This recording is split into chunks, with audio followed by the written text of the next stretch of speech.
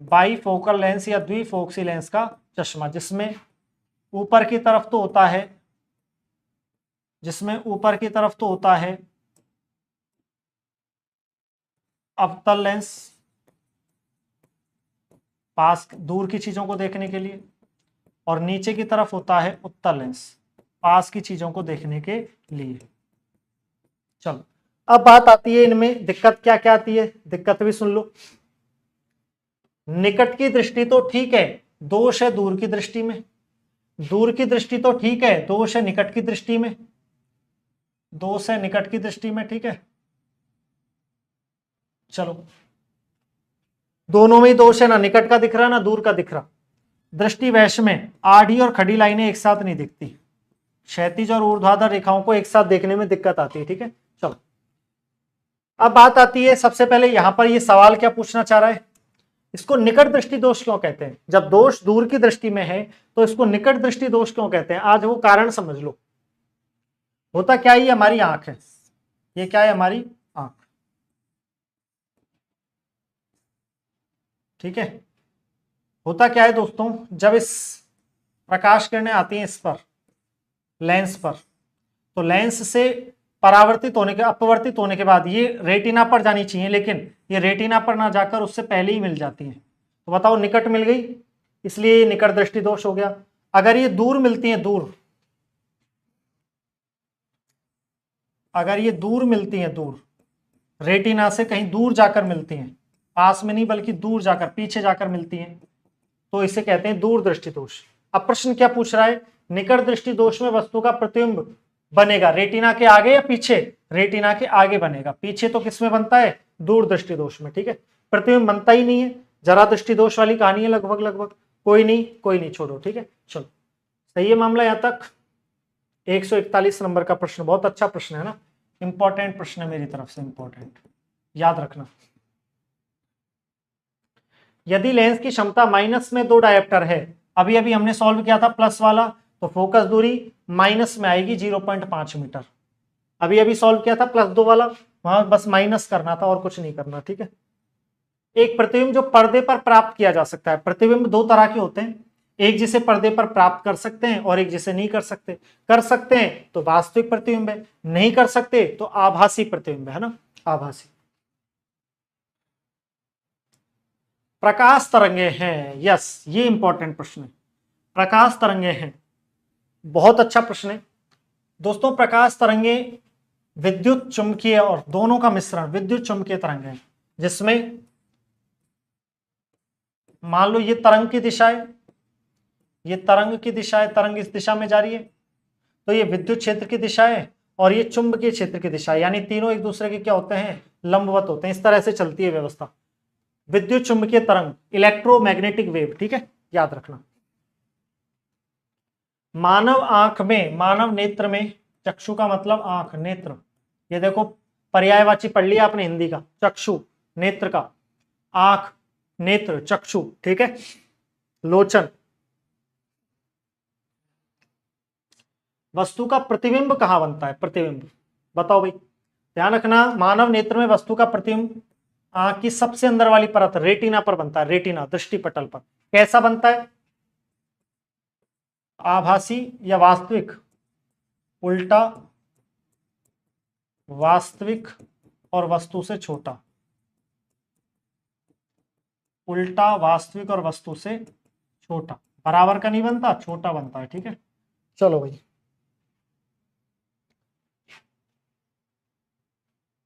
Prism पर जब सफेद प्रकाश आकर गिरता है तो एक 7 रंगों की पट्टी बनती है, वही 7 रंग बेबीगौर वाले।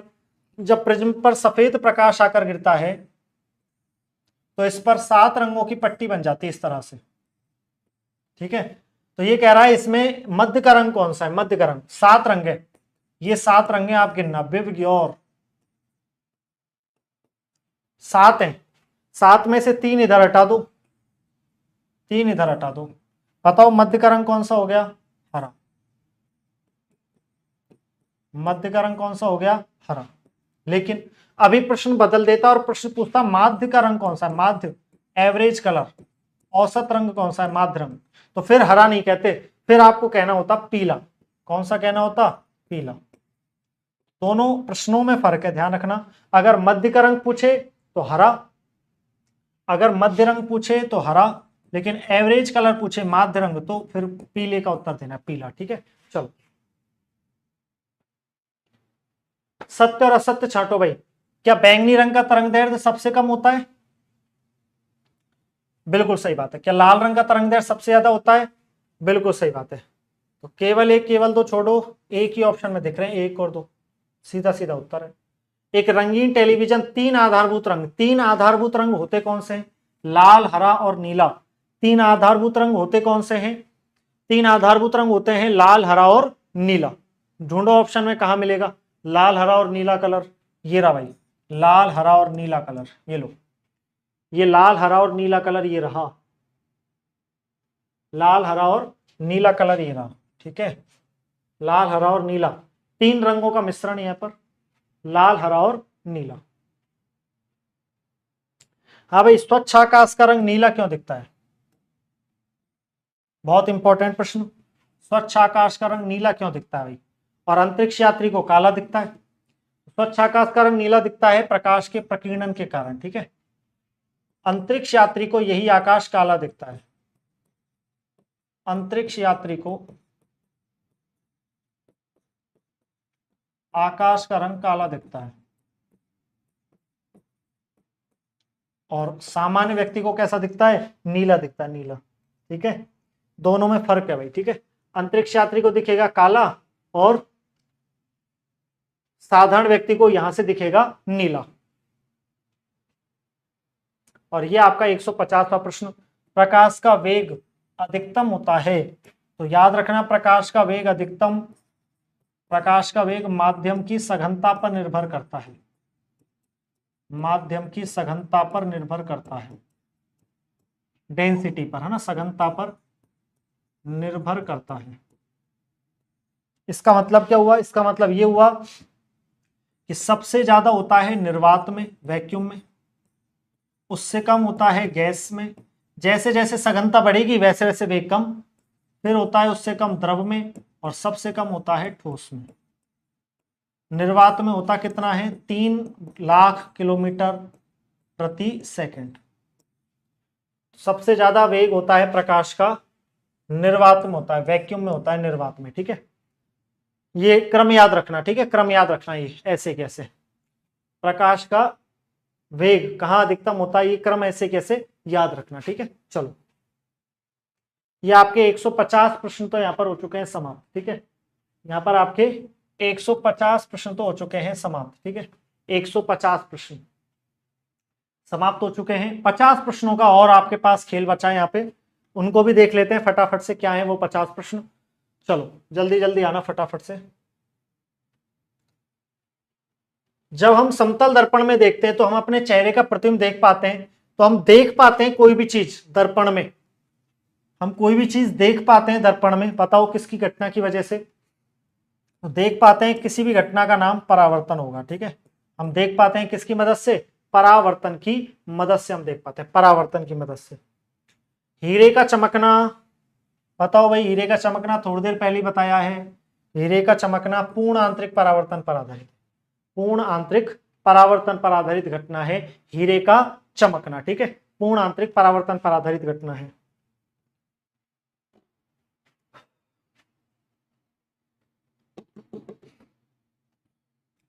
पूर्ण आंतरिक परावर्तन पर आधारित घटना है हीरे का चमकना, पूर्ण आंतरिक परावर्तन पर आधारित घटना हीरे का चमकना।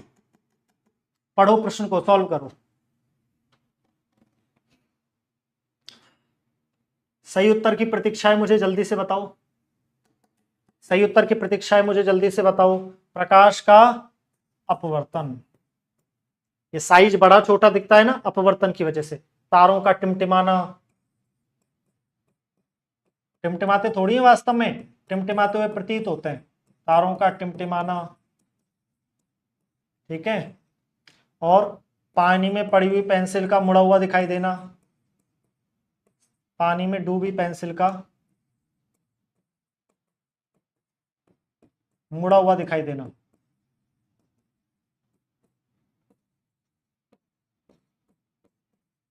मुड़ा हुआ दिखाई देना,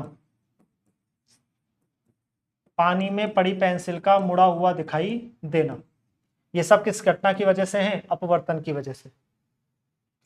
ये दोस्तों आपका यहां पर प्रकाश जो चैप्टर है, प्रकाश, लाइट, पांचवा चैप्टर आपका यहां पर होता है समाप्त। ठीक है, प्रकाश या लाइट चैप्टर भी यहां पर होता है समाप्त। और अब आपका अंतिम चैप्टर की तरफ हम बढ़ रहे हैं, अंतिम चैप्टर की तरफ। ठीक है, अब आपका प्रकाश चैप्टर यहां पर समाप्त हो चुका है। यहां पर प्रकाश चैप्टर समाप्त हो चुका है। प्रकाश चैप्टर में मेरी तरफ से मैं कुछ यहां पर आपको टॉपिक हिंट देना चाहूंगा, सुनना। एक तो परावर्तन के नियम,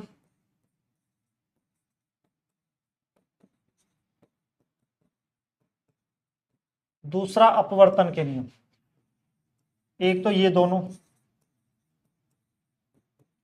परावर्तन के नियम और अपवर्तन के नियम। ठीक है, परावर्तन का नियम क्या है? परावर्तन का नियम कहता है कोण आई बराबर कोण आर, आपतन कोण और परावर्तन कोण बराबर होते हैं, ये तो कहता है परावर्तन का नियम। और अपवर्तन का नियम क्या कहता है कि साइन आई बटा साइन आर, आपतन कोण की जा और अपवर्तन कोण की जा, इनका मान हमेशा नियतांक होता है, इनका अनुपात हमेशा नियत होता है। और इस नियतांक को अपन कहते हैं अपवर्तनांक, रिफ्रैक्टिव इंडेक्स, अपवर्तनांक कहते हैं। और ये अपवर्तनांक हमें किसके बारे में जानकारी देता है? हमें माध्यम की सघनता के बारे में जानकारी देता है, हमें माध्यम की सघनता के बारे में, डेंसिटी के बारे में जानकारी देता है। ठीक है, एक तो ये कॉन्सेप्ट यहां से समझने लायक है। दूसरा, दो सूत्र और समझ लो यहां से, एक तो दर्पण सूत्र, दर्पण सूत्र और आवर्धनता, मैग्निफिकेशन। और दूसरा समझ लो लेंस सूत्र, लेंस फॉर्मूला और उसकी आवर्धनता यानी कि मैग्निफिकेशन। इन दोनों को और सुन लो बस लास्ट, फिर तुम्हारा ये चैप्टर कंप्लीट हो जाएगा, प्रकाश यानी कि लाइट, है ना। सुनना दोस्तों ध्यान से। सबसे पहले दर्पण सूत्र की बात करें तो ये होता है 1/v plus 1/u is equal to 1/f। लेंस सूत्र में आओ, माइनस प्लस की जगह माइनस कर दो, 1/v माइनस 1/u बराबर 1/, तो ये u v f क्या है? f का मतलब है फोकस दूरी, फोकल लेंथ, f का मतलब है फोकस दूरी या फोकल लेंथ। ठीक है, u का मतलब है बिंब दूरी, वस्तु की दूरी, बिंब दूरी। और v का मतलब है प्रतिबिंब दूरी,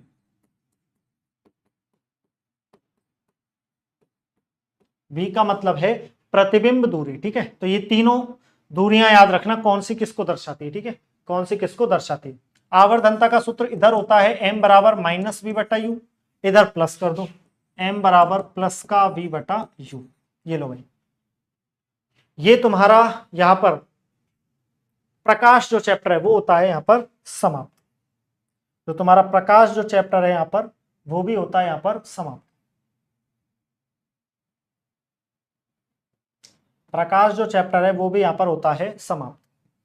और अब हम आगे बढ़ रहे हैं किस चैप्टर की तरफ? अब हम आगे बढ़ रहे हैं आपके मानव शरीर की तरफ। ठीक है, मानव शरीर। और भाई अब तुम शुरू हो जाओ जल्दी से, मानव शरीर फटाफट जवाब देते जाओ, फटाफट फटाफट प्रश्न पढ़ना है, फटाफट जवाब देना है, बिना देरी किए फटाफट से प्रश्न पढ़ो और जवाब दो। जल्दी जल्दी शुरू हो जाओ भाई फटाफट से। Yes, your time start now. वयस्क मनुष्य में रक्त का निर्माण कहां होता है ना? वयस्क मनुष्य में रक्त का निर्माण कहां होता है? तो रक्त का निर्माण होता है कहां पर?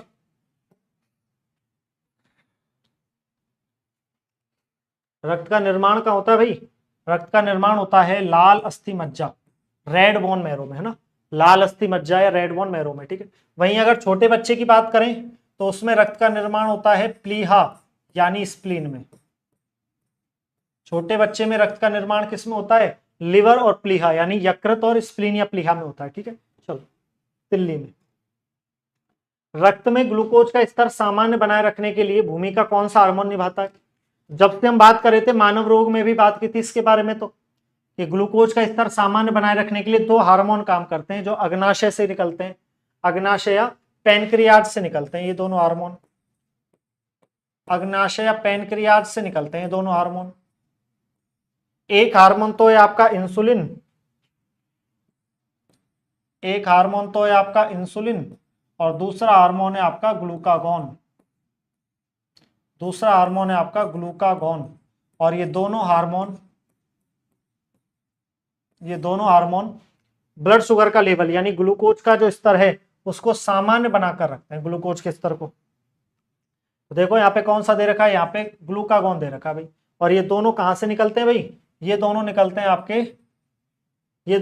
हैं अग्नाशय से, पैनक्रियाज से। ठीक है, चलो क्लियर है मामला, चल सकते हैं आगे। चलिए, रक्त समूह ए बी के प्लाज्मा में कौन कौन से एंटीबॉडी पाए जाते हैं, प्रतिरक्षी एंटीबॉडी के बारे में बात कर रहा है। देखो, जिसका ब्लड ग्रुप ए है उसमें एंटीबॉडी होता है बी, और जिसका ब्लड ग्रुप बी उसमें एंटीबॉडी होता है ए। लेकिन आपको जानकर खुशी होगी कि जिसका ब्लड ग्रुप ए बी है, ए बी, उसमें ना तो ए है और ना उसमें बी है, उसमें कोई एंटीबॉडी नहीं होता। आपको जानकर खुशी होगी, ना एंटीबॉडी ए और ना एंटीबॉडी बी। एंटीजन दोनों होते हैं ए और बी, लेकिन एंटीबॉडी कोई भी नहीं होता। इसलिए ये सर्वग्राही होता है, सर्वग्राही। इसीलिए किसकी तरह काम करता है, सर्वग्राही की तरह काम करता है, सर्वग्राही। इसीलिए ये सर्वग्राही की तरह काम करता है। ठीक है, चलो। मनुष्य की लाल रक्त कणिकाओं आरबीसी का जीवन काल कितना होता है भाई। आरबीसी संख्या में कितनी होती है, लगभग 50 से 55 लाख। आरबीसी की संख्या लगभग 50 से 55 लाख, लगभग 50 से 55 लाख प्रति घन मिलीमीटर रक्त। और इनका जीवन काल होता है 120 दिन का, 90 से 120 दिन होता है, तो आपको 120 मानना है। ठीक है, तो यहां पे इनका जीवन काल तो पता चली गया, 120 दिन। ठीक है, आरबीसी का कब्रिस्तान, ये बहुत इंपॉर्टेंट प्रश्न है भाई। RBC, graveyard of RBC, RBC का कब्रिस्तान किसको कहा जाता है। तो आरबीसी का कब्रिस्तान हम कहते हैं, यस, आरबीसी का कब्रिस्तान जहां आरबीसी जाकर नष्ट होती हैं, तो आरबीसी का कब्रिस्तान हम कहते हैं स्प्लीन या प्लीहा या तिल्ली को, स्प्लीन या प्लीहा या तिल्ली को। और इसी को कहते हैं शरीर का ब्लड बैंक, इसी को कहते हैं शरीर का ब्लड बैंक। आरबीसी या प्लीहा या तिल्ली को ही कहते हैं शरीर का ब्लड बैंक। ठीक है, चलो। आरबीसी की सामान्य संख्या अभी थोड़ी देर पहले बताई थी, 50 से 55 लाख। तो 55 लाख पे टिक लगा देना, 50 को छोड़ देना, यहाँ पे 55 लाख, 5.5 मिलियन पे टिक लगा देना। ठीक है, थायराइड ग्रंथि का विस्तार, शुरू में आया था ये प्रश्न जब हमने क्लास शुरू की थी। गले में बीमारी हुई थी, गलगंड या घेंघा, थायराइड ग्रंथि में सूजन आ गई थी आयोडीन की कमी से। ठीक है, आयोडीन संबंधित है थायराइड ग्रंथि से। तो बीमारी का नाम गलगंड या घेंघा, बीमारी का नाम गलगंड या घेंघा या गंडमाला। ठीक है, चलो। गॉइटर भी कहते हैं, गॉइटर, गॉइटर या गंडमाला। चलो भाई, एड्रिनल ग्रंथि, अधिवृक्क ग्रंथि के बारे में सत्य कथन है। एड्रिनल ग्रंथि वही है जिससे इमरजेंसी हार्मोन निकलता है, एड्रिनलिन, आपातकालीन हार्मोन, इमरजेंसी हार्मोन। थायरोक्सिन तो थायराइड से निकलता है, गले में तो थायराइड होती है, इसका मतलब इसको 4S ग्रंथि कहते हैं। 4S का मतलब स्ट्रेस, सॉल्ट, शुगर और सेक्स। 4S बार याद रखना, शुगर, सॉल्ट, स्ट्रेस और सेक्स हार्मोन कहा जाता है, इसलिए इसको 4S ग्रंथि कहते हैं। ठीक है, 4 बार ऐसे। अच्छा, हेनले का लूप कहां पाया जाता है भाई, हेनले का लूप तो हमने एक चैप्टर पढ़ा है, पेशाब जहां बनता है, मूत्र जहां बनता है, किडनी या वृक्क में बनता है। पेशाब कहाँ बनता है? किडनी या वृक्क में, गुर्दे में। और उसी किडनी या वृक्क में पाई जाती है वृक्काणु या नेफ्रॉन। उसी किडनी या वृक्क में पाए जाते हैं वृक्काणु या नेफ्रॉन। और उसी नेफ्रॉन का हिस्सा होता है ये हेनले का लूप। तो ये वृक्क या किडनी से संबंधित है हेनले का लूप। नेफ्रॉन देखो आ गया, नेफ्रॉन या वृक्काणु, ये किडनी या वृक्क से संबंधित होता है। मानव के उत्सर्जन तंत्र में शामिल नहीं है। देखो भाई, किडनी होती है, ठीक है, ये ईयरफोन आ रहे हैं, ठीक है,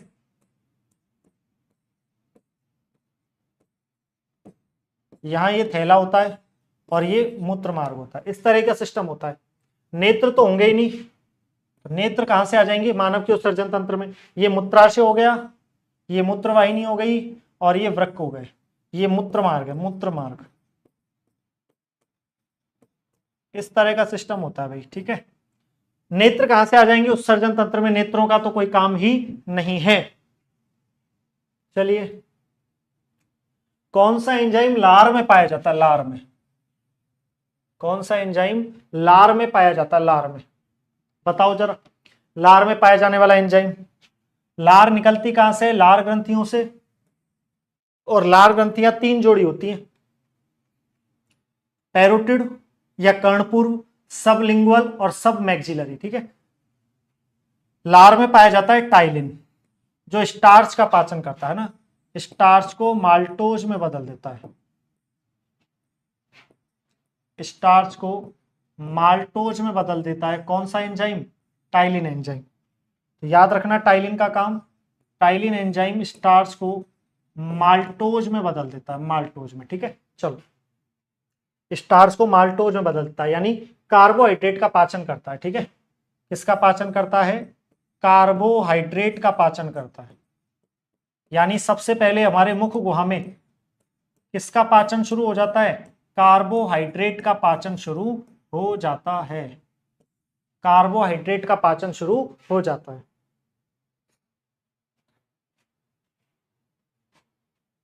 हाँ भाई, यहां तक कोई दिक्कत किसी को किसी तरह की नहीं है? चलो तो फिर आगे चलते हैं।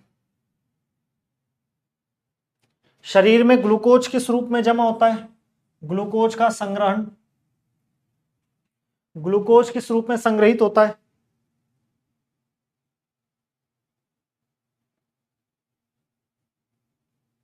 बताओ। ग्लूकोज, तो ग्लूकोज जमा होता है ग्लाइकोजन के रूप में, ग्लूकोज जमा होता है ग्लाइकोजन के रूप में, ठीक है, ग्लाइकोजन के रूप में। आहार नली का सबसे लंबा भाग, आहार नली होती है 8 से 10 मीटर लंबी, आहार नली होती है 8 से 10 मीटर लंबी, और उस 8 से 10 मीटर लंबी नली का सबसे लंबा भाग होता है क्षुद्रांत्र या स्मॉल इंटेस्टाइन, छोटी आंत।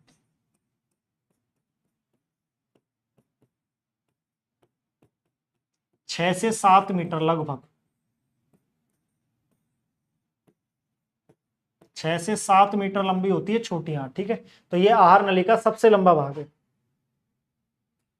किस भाग में भोजन का सबसे ज्यादा पाचन और अवशोषण होता है? तो ध्यान रखना, सबसे ज्यादा पाचन भोजन का, सबसे ज्यादा पाचन, सर्वाधिक पाचन और सर्वाधिक अवशोषण छोटी आंत में होता है दोस्तों। कौन सी आंत में? छोटी आंत में होता है सबसे ज्यादा पाचन और सबसे ज्यादा अवशोषण। कौन सी आंत में होता है? छोटी आंत में होता है, छोटी आंत। लैक्टोज किससे बना होता है? लैक्टोज नाम ही बता रहा है, ग्लूकोज तो आएगा ही आएगा, तो ये तो काट ही दो, फ्रक्टोज काट दो। ग्लूकोज तो आएगा ही आएगा, और खुद ही बोल रहा है गैलेक्टोज, गैलेक्टोज तो गैलेक्टोज से बना है। देखो, ग्लूकोज और गैलेक्टोज से बना है, नाम में स्पष्ट है, लैक्टोज लैक्टोज देख लो आ रहा है, ठीक है। चलो, और मानव शरीर में अवशेषी अंग कौन सा है? अवशेषी अंग, ठीक है। अवशेषी अंग जिसका कोई काम नहीं है, जो केवल अवशेष के रूप में बचा हुआ है, जिसका अब कोई काम नहीं है, वो अवशेषी अंग कौन सा है मानव शरीर में? वो आपको बताना है। मानव शरीर में अवशेषी अंग कौन सा है, ये आपको बताना है। मानव शरीर में अवशेषी अंग कौन सा है ये आपको बताना है।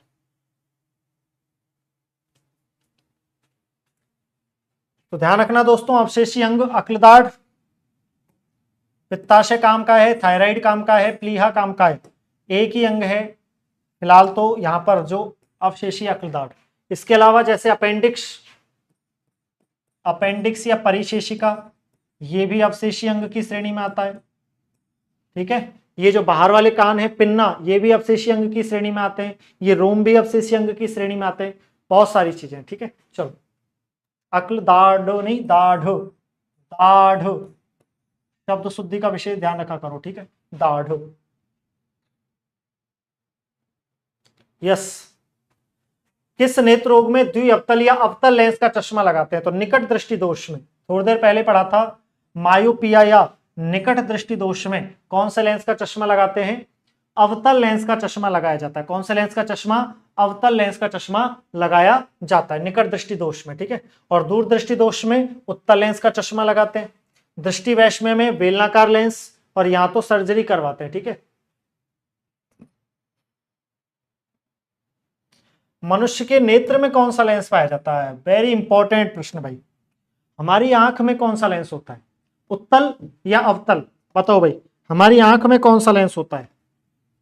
हमारी आंख में होता है उत्तल लेंस, कॉन्वेक्स। हमारी आंख में होता है कॉन्वेक्स यानी उत्तल लेंस, उत्तल लेंस होता है। ठीक है, आंख का अंदरूनी पीछे का भाग, तो आंख में तो सबसे लास्ट में आपको पता है हमारी आंख की सबसे अंदर वाली परत, क्या नाम है उसका? उसका नाम होता है यस दृष्टिपटल या रेटिना। क्या नाम होता है उसका? दृष्टिपटल या रेटिना उसका नाम है, दृष्टिपटल या रेटिना। आंख की सबसे अंदर वाली परत दृष्टिपटल या रेटिना। प्रतिबिंब यही बनता है ना, वस्तु का प्रतिबिंब यही बनता है। किसी भी वस्तु का प्रतिबिंब रेटिना पर ही बनता है।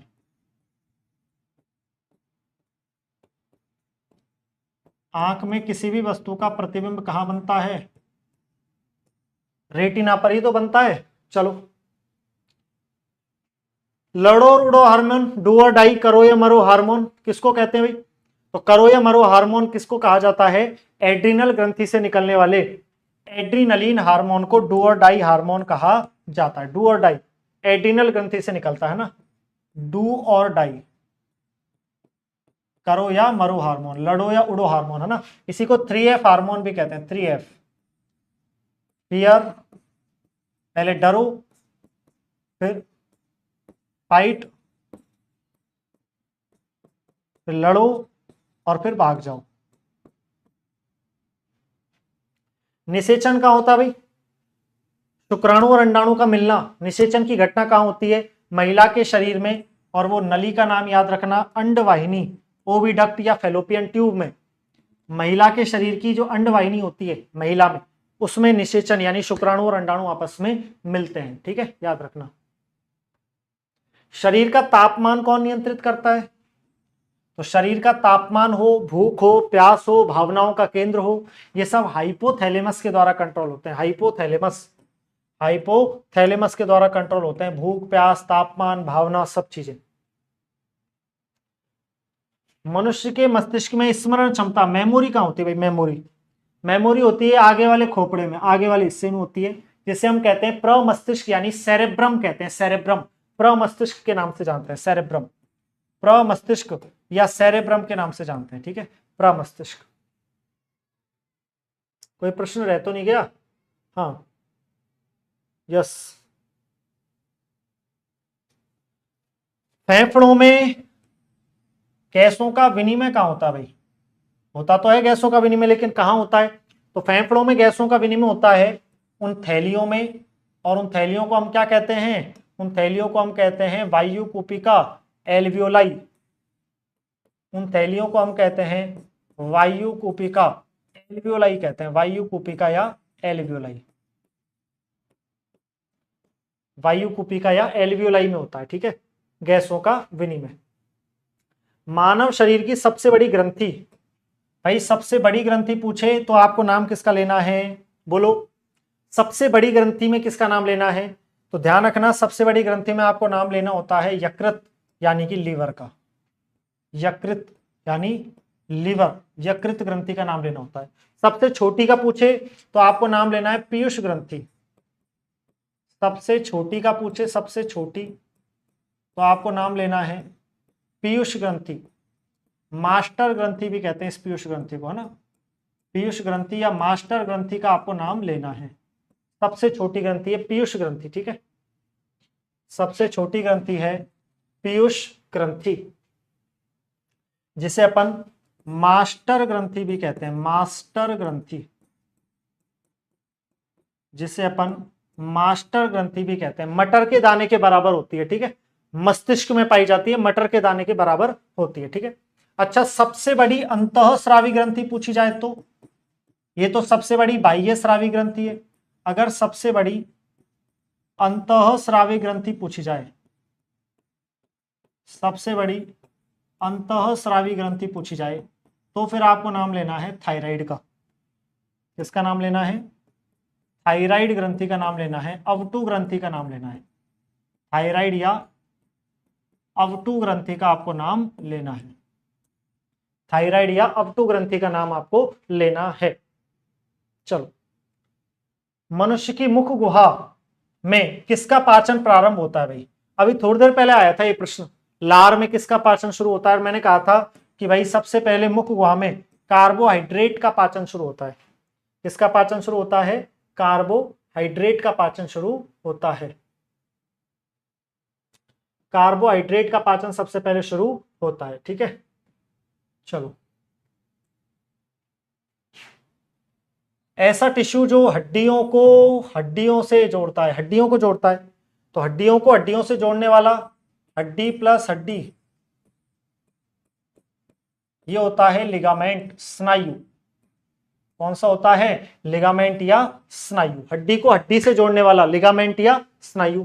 और अगर पूछ ले हड्डी को मांसपेशी से जोड़ने वाला, अगर पूछ ले हड्डी को पेशी से जोड़ने वाला ऊतक, तो आपको याद रखना है टेंडन या कंडरा। टेंडन या कंडरा, ये हड्डी को मांसपेशी से जोड़ता है, ठीक है। अंडाणु का परिपक्वन कौन सा हार्मोन चाहिए भाई, अंडाणु के परिपक्वन के लिए बताओ। महिला के शरीर में जो अंडाणु बन रहा है उसके परिपक्वन को कौन कंट्रोल करता है, FSH, फॉलिकल स्टिमुलेटिंग हार्मोन, जो पीयूष ग्रंथि से निकलता है। पीयूष ग्रंथि से निकलने वाला फॉलिकल स्टिमुलेटिंग हार्मोन, कुटिका प्रेरक हार्मोन, ठीक है, ये हार्मोन निकलता है। ये सब पीयूष ग्रंथि से निकलते हैं भाई, पीयूष है ना, ये सारी किससे निकलते हैं, पीयूष ग्रंथि से निकलने वाले हार्मोन है सारी। Follicle stimulating hormone, thyroid stimulating hormone, anti diuretic hormone, growth hormone, ठीक है, ये सारे के सारे पीयूष ग्रंथि से निकलते हैं। कौन सा रक्त सार्वभौमिक दाता जो सबको दे सकता है, बताओ। सबको देने वाला O नेगेटिव, सबको दे सकता है O नेगेटिव। और जो सबसे ले सकता है AB पॉजिटिव। दो याद रखना, एक तो O नेगेटिव और एक AB पॉजिटिव। ये सबको दे सकता है और ये सबसे ले सकता है, ठीक है। याद हो जाएगा, सबको देने और लेने की बातें याद हो जाएंगी। चलो, जैविक घड़ी कौन सी है भाई, जैविक घड़ी, बायोलॉजिकल सेक्सुअल क्लॉक, जैविक घड़ी। तो मनुष्य की तीसरी आंख या जैविक घड़ी हम कहते हैं पीनियल ग्रंथि को। किसको कहते हैं, पीनियल ग्रंथि को कहते हैं। शरीर की तीसरी आंख, तीसरी आंख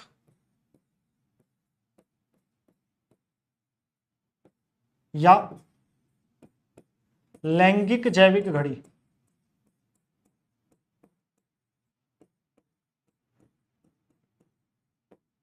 बायोलॉजिकल सेक्सुअल क्लॉक, जो आपके दिन रात काउंट करने का काम करती है, आपके दिन रात को गिनती है, वो कौन सी ग्रंथि है, पीनियल ग्रंथि है, मस्तिष्क में पाई जाती है, ठीक है।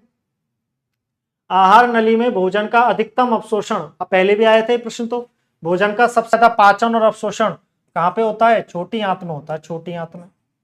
आसान सा प्रश्न है। ऊपर वाले जबड़े में चवर्णक दांत कितने? चवर्णक 6 को 6 कर लो, सही सही कर लो 6, ठीक है। ऊपर वाले में चवर्णक दांत कितने? सूत्र लगाओ, 2123 बटा 2123 गुणा 2। ये रहे चवर्णक लास्ट वाले, केवल ऊपर वाले में गिनने 3 दूनी 6, 6 होते हैं, 6 ऊपर 6 नीचे, टोटल 32 दांत है। टोटल कितने दांत है मनुष्य के जबड़े में? 32 दांत है, 32। टोटल 32 दांत होते हैं, है ना, मनुष्य के मुंह में 32 दांत। टोटल मनुष्य के मुंह में कितने दांत होते हैं? 32 दांत होते हैं भाई, 32, ठीक है, 32। ये फॉर्मूला है मानव वयस्क दंत सूत्र, वयस्क दंत सूत्र, यानी वयस्क का दंत सूत्र तो होता है 2123 बटा 2123 गुणा 2, 2123 बटा 2123 गुणा 2, ये तो वयस्क दंत सूत्र है।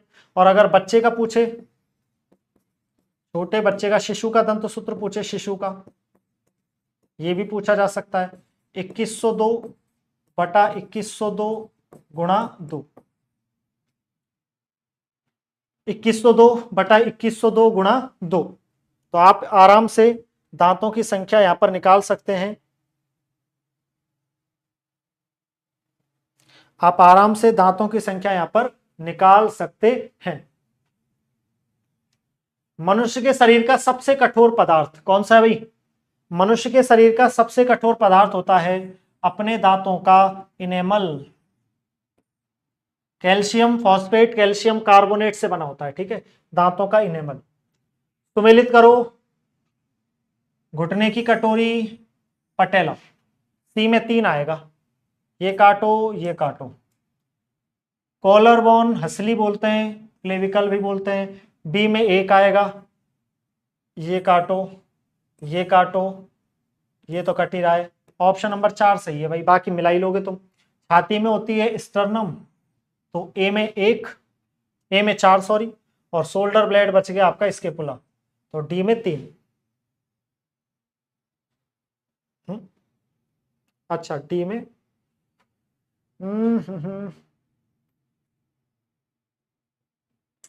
कुछ गलती कर दी अपन ने शायद। छाती में होती है स्टर्नम, तो ए में तो 4 आएगा, 4 दोनों में है। घुटने में होती है पटेला, तो सी में 2 आएगा, सी में 2 का मतलब तीसरा ऑप्शन आएगा भाई यहाँ पर, तीसरा है ना, थर्ड ऑप्शन आएगा, ध्यान रखना, थर्ड ऑप्शन। हमारी छोड़ी हुई सांस की हवा में कार्बन डाइऑक्साइड की मात्रा कितने % है? हमने ली कितनी थी? हमने ली थी नाइट्रोजन 78%, छोड़ी भी 78%। हमने ली ऑक्सीजन 21%, छोड़ी हमने 16.5%। हमने कार्बन डाइऑक्साइड ली 0.03%, छोड़ी हमने 4.5%। लगभग 4% के आसपास हमने कार्बन डाइऑक्साइड छोड़ी, ठीक है, लगभग 4% के आसपास। मानव शरीर की सबसे बड़ी ग्रंथि, सबसे बड़ी ग्रंथि बताओ भाई, सबसे बड़ी ग्रंथि कौन सी है? तो मानव शरीर की सबसे बड़ी ग्रंथि मानते हैं हम यकृत, यानी कि लीवर को, यकृत या लीवर को हम सबसे बड़ी ग्रंथि कहते हैं। कौन सा रस निकलता है यकृत से? पित्त रस निकलता है, पित्त रस। यकृत से कौन सा रस निकलता है? पित्त रस, जो किसके पाचन में मदद करता है? वसा के पाचन में मदद करता है, ठीक है। और देखा जाए तो ये क्या करता है वास्तव में? ये वसा का पाइसीकरण करता है, इमल्सिफिकेशन, यानी वसा के बड़े बड़े टुकड़ों को छोटे छोटे टुकड़ों में बदलता है। वसा का पाइसीकरण करता है, इमल्सिफिकेशन करता है पित्तरस। वसा का पाइसीकरण या इमल्सिफिकेशन करता है पित्तरस। सिंपल, कोई दिक्कत इसमें? चलो, नेत्र की परत जो प्रकाश के प्रति संवेदनशील है, प्रकाश के लिए क्या है? संवेदनशील। कौन सी परत है भाई? तो प्रकाश के लिए संवेदनशील होती है नेत्र की सबसे अंदर वाली परत, जिसका नाम है दृष्टिपटल। और इसमें भी मिलने वाली शंकु और शलाका कोशिकाएं, जो प्रकाश को ग्रहण करती हैं और विद्युत संकेतों में बदल देती हैं। शंकु और शलाका, कॉन और रोड सेल्स, ये दोनों कोशिकाएं प्रकाश संकेतों को विद्युत संकेतों में बदलती हैं और ये प्रकाश के प्रति संवेदनशील होती हैं। तो यहां पर सही ऑप्शन हो जाएगा आपका तीसरा, दृष्टिपटल यानी कि रेटिना, आंख की सबसे अंदर वाली परत है। मानव नेत्र का वह भाग जो नेत्र के अभिसारी लेंस के लिए फोकस का कार्य करता है। भाई अभिसारी लेंस है, इस पर जब प्रकाश किरणें आएंगी तो बताओ वो टकराने के बाद जिस बिंदु पर मिलेंगी वही तो फोकस होगा। तो ये तो रेटिना करता है, रेटिना। सही उत्तर हो जाएगा रेटिना यानी कि दृष्टिपटल। रेटिना दृष्टिपटल, आंख की सबसे अंदर वाली परत जहां पर इमेज बनता है, जहां पर प्रतिबिंब बनता है, ठीक है ना, उसे हम रेटिना या दृष्टिपटल कहते हैं। चलो, एक पेशीय डायफ्राम जो मानव नेत्र में पुतली के साइज को नियंत्रित करता है।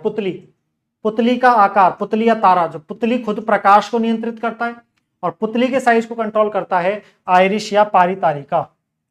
पुतली का साइज कंट्रोल करता है आइरिस या पारितारिका, ठीक है, पुतली का साइज कंट्रोल करता है आइरिस या पारितारिका। चलो, भूख और प्यास का केंद्र, भूख प्यास भावना, ये सब तो हाइपोथैलेमस के अंदर आते हैं, हाइपोथैलेमस के अंदर आते हैं, हाइपोथैलेमस। मस्तिष्क का सबसे बड़ा भाग, मस्तिष्क का सबसे बड़ा भाग है आगे वाला हिस्सा, ये अग्र मस्तिष्क का प्रमस्तिष्क यानी कि सेरेब्रम।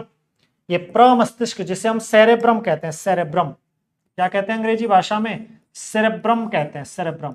ये स्मरण क्षमता, मेमोरी भी यहीं पे होती है और ये सबसे बड़ा भाग होता है, ठीक है, स्मरण क्षमता भी इसी में होती है। प्रतिवर्ती क्रियाएं, भाई ये बहुत अच्छा प्रश्न है ना, यही प्रश्न बड़ा इंपॉर्टेंट है। प्रतिवर्ती क्रियाएं जो होती हैं, अचानक से चाय को हाथ छुआ, कांटे पे हाथ लगा, तुरंत हाथ हटेगा वहां से, ये प्रतिवर्ती क्रियाएं हैं। और ये प्रतिवर्ती क्रियाएं हो गई या अनैच्छिक क्रियाएं हो गई, अनैच्छिक है ना। 2 पॉइंट लिख रहा हूं मैं यहाँ पे, एक तो लिख रहा हूं अनैच्छिक क्रिया, एक तो मैं लिख देता हूं अनैच्छिक क्रिया और दूसरा मैं लिख देता हूं प्रतिवर्ती क्रिया। अनैच्छिक क्रिया और दूसरा मैं लिख देता हूं प्रतिवर्ती क्रिया, रिफ्लेक्स रिएक्शंस है ना। दोनों को अलग अलग चीजें कंट्रोल करती हैं। अनैच्छिक क्रियाओं को कंट्रोल किया जाता है मेडुला ऑब्लोंगेटा के द्वारा, मेडुला ऑब्लोंगेटा के द्वारा जो पश्चिम मस्तिष्क का भाग है, और प्रतिवर्ती क्रियाओं को कंट्रोल किया जाता है मेरु रज्जु या स्पाइनल कॉर्ड के द्वारा, मेरु रज्जु या स्पाइनल कॉर्ड के द्वारा। तो यहां सही उत्तर हो जाएगा प्रतिवर्ती क्रियाएं कंट्रोल होती हैं मेरु रज्जु या स्पाइनल कॉर्ड के द्वारा। रक्तचाप, लार आना, उल्टी, ये सब अनैच्छिक क्रियाएं हैं, हमारे कंट्रोल में कुछ नहीं है, हमारी इच्छा पर डिपेंड नहीं है, इनको कंट्रोल करता है मेडुला। मेडुला कौन कंट्रोल करता है, मेडुला, ठीक है, इनको कौन कंट्रोल करता है, मेडुला कंट्रोल करता है, मेडुला, ठीक है। चलो, मानव के शरीर की सबसे लंबी कोशिका, तो मनुष्य के शरीर की सबसे लंबी कोशिका होती है तंत्रिका कोशिका, जिसे न्यूरॉन कहा जाता है। क्या कहा जाता है, न्यूरॉन या तंत्रिका कोशिका। तो मनुष्य के शरीर की सबसे लंबी कोशिका होती है न्यूरॉन यानी कि तंत्रिका कोशिका, ठीक है, न्यूरॉन सबसे लंबी कोशिका। और सबसे बड़ी कोशिका, मनुष्य के शरीर की सबसे बड़ी कोशिका और सबसे छोटी कोशिका, मनुष्य के शरीर की सबसे बड़ी कोशिका और सबसे छोटी कोशिका। तो ये भी याद रखना, सबसे बड़ी कोशिका तो होती है महिला या मादा का अंडाणु, स्त्री का अंडाणु, ये मनुष्य के शरीर की सबसे बड़ी कोशिका है, और पुरुष का जो शुक्राणु है वो सबसे छोटी कोशिका है, सबसे छोटी कोशिका, ठीक है। और ये आपका फाइनल प्रश्न भाई, आज का अंतिम प्रश्न, फाइनल प्रश्न आपका, अंतिम प्रश्न। पढ़ो प्रश्न को एक बार। मनुष्य के शरीर का तापमान कितना होता है, टेम्परेचर कितना होता है भाई, बताओ। मनुष्य के शरीर का तापमान या टेम्परेचर कितना होता है? तो कई लोग कहेंगे सर 37 डिग्री सेल्सियस, कई लोग कहेंगे सर 310 केल्विन, और कई लोग कहेंगे सर 98.6 डिग्री फ़ारेनहाइट। बिल्कुल, आप तीनों ही सही हैं। यहां सेल्सियस में पूछा है तो 37 डिग्री सेल्सियस, वैसे एक्यूरेट होता है 36.9 डिग्री सेल्सियस, ठीक है। लेकिन लगभग में 37 डिग्री सेल्सियस इसको मान लेते हैं। बाकी मैंने तीनों के अंदर लिख दिया है, आप याद रखना, ठीक है। चलो तो भाई ये आपका यहां पर मामला होता है समाप्त।